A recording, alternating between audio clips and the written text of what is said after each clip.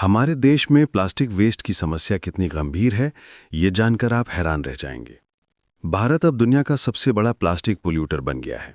हर साल हम 9.3 million turns plastic waste पैदा करते हैं, जो ग्लोबल प्लास्टिक पोल्यूशन का 20% है। ये सिर्फ नंबर्स नहीं है, ये हमारे फ्यूचर की वार्निंग है। आज हम बात करेंगे प्लास्टिक वेस्ट और क्लीनलीनेस रूल्स के बारे में, क्योंकि ये दोनों चीज़ें हमारी डेली लाइफ से जुड़ी हुई हैं।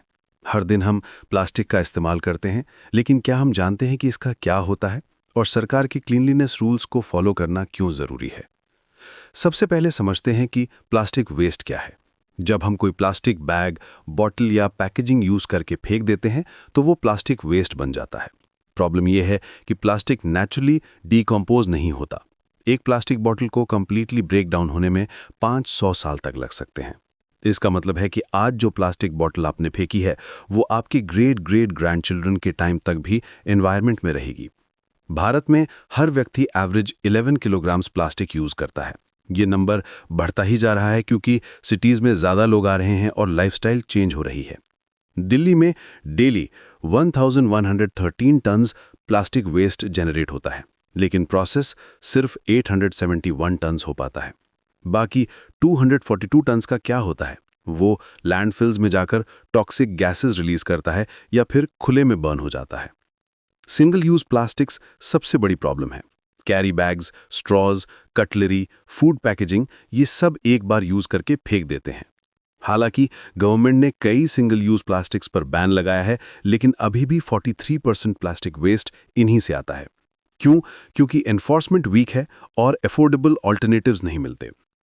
साहिल, आपको पता है कि प्लास्टिक वेस्ट का हेल्थ पर क्या इम्पैक्ट होता है?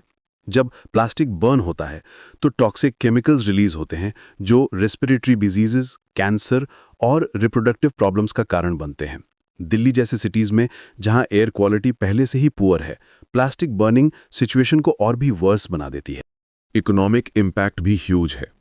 FICCI के अकॉर्डिंग अनकलेक्टेड प्लास्टिक वेस्ट की वजह से इंडिया को 2030 तक 133 बिलियन USD का लॉस हो सकता है।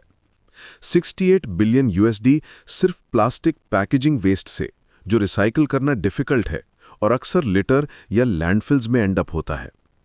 अब बात करते हैं क्लीनलीनेस रूल्स की। स्वच्छ भारत मिशन के अंडर गवर्नमेंट ने कॉम्प्रिहेंसिव गाइडलाइंस बनाए हैं वेस्ट मैनेजमेंट के लिए। SBM अर्बन 2.0 का विजन है सभी सिटीज को गार्बेज फ्री बनाना। इसके लिए कुछ स्पेसिफिक रूल्स हैं जिन्हें हर सिटीजन को फॉलो करना चाहिए। पहला रूल है वेस्ट सेग्रीगेशन। हर हाउसहोल्ड को अपना वेस्ट वेट वेस्ट और ड्राई वेस्ट में सेग्रीगेट करना होगा। वेट वेस्ट में किचन वेस्ट और गार्डन वेस्ट आता है। ड्राई वेस्ट में पेपर, ग्लास, प्लास्टिक और डोमेस्टिक हैजर्डस वेस्ट।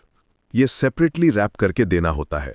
ये सिर्फ रूल नहीं है, ये साइंटिफिक प्रोसेस है जो रिसाइकलिंग को एफिशिएंट बनाता है। दूसरा इंपॉर्टेंट रूल है 100% डोर टू डोर कलेक्शन। हर हाउसहोल्ड और प्रेमिस से सेग्रीगेटेड वेस्ट कलेक्ट करना होगा। यह इंश्योर करता है कि कोई भी वेस्ट ओपन में न फेंका जाए। थर्ड रूल है 100% साइंटिफिक मैनेजमेंट। सभी फ्रैक्शंस ऑफ वेस्ट को साइंटिफिकली प्रोसेस करना होगा, including safe disposal in scientific landfills. Legacy dump sites को रिमीडिएट करके ग्रीन जोन्स में कन्वर्ट करना भी मैंडेटरी है। Used water including faecal sludge को सेफली कंटेन, ट्रांसपोर्ट, प्रोसेस और डिस्पोज करना होगा, ताकि कोई अनट्रीटेड वेस्ट ग्राउंड या वाटर बॉडीज को पोल्यूट ना करे। ODF सर्टिफिकेशन सिस्टम भी इंटरेस्टिंग है। ODF का मतलब है ओपन डेफिकेशन फ्री। सिटीज को डिफरेंट लेवल्स अचीव करने होते हैं: ODF, ODF plus, ODF plus plus और वाटर प्लस। हर लेवल में स्पेसिफिक क्राइटेरिया होते हैं क्लीनलीनेस और वेस्ट मैनेजमेंट के लिए। पेनल्टीज और स्पॉट फाइन्स भी इंपॉर्टेंट पार्ट हैं। लिटरिंग के लिए फाइन लगता है। बल्क वेस्ट जनरेटर्स को कंप्लायंस रूल्स फॉलो करने होते हैं। ड्रेन्स और वाटर बॉडीज की क्लीनलीनेस मेंटेन करनी होती है। कंस्ट्रक्शन और डेमोलिशन वेस्ट को भी प्रॉपर्ली मैनेज करना होता है। लेकिन रूल्स बनाना आसान है, इंप्लीमेंटेशन चैलेंजिंग है।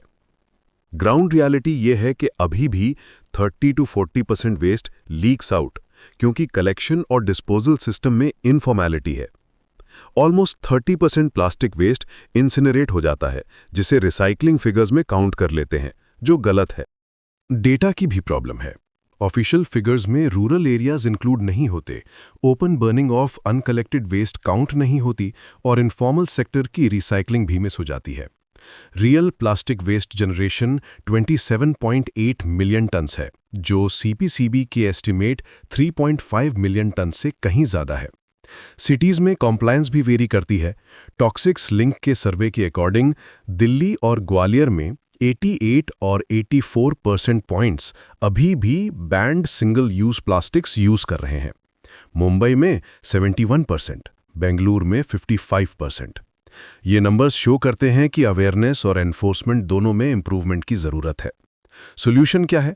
सबसे पहले तो इंडिविजुअल रिस्पॉन्सिबिलिटी लेनी होगी। प्लास्टिक यूज रिड्यूस करना होगा, रीयूजेबल ऑल्टरनेटिव्स चूज करने होंगे, वेस्ट सेग्रीगेशन प्रॉपरली करनी होगी, लिटरिंग अवॉइड करनी होगी, कम्युनिटी लेवल पर अवेयरनेस कैंपेन्स चलाने होंगे, गवर्नमेंट लेवल पर एनफोर्समेंट स्ट्रेंथन करनी होगी, अफोर्डेबल ऑल्टरनेटिव्स प्रोवाइड करने होंगे, रीसाइक्लिंग इंफ्रास्ट्रक्चर इंप्रूव करना होगा, इनफॉर्मल सेक्टर को फॉर्मलाइज करना होगा, डेटा कलेक्शन और मॉनिटरिंग सिस्टम्स बेटर बनाने होंगे। टेक्नोलॉजी का भी रोल है। Waste to energy plants, biomethanation facilities, material recovery facilities, ये सब स्केल अप करने होंगे।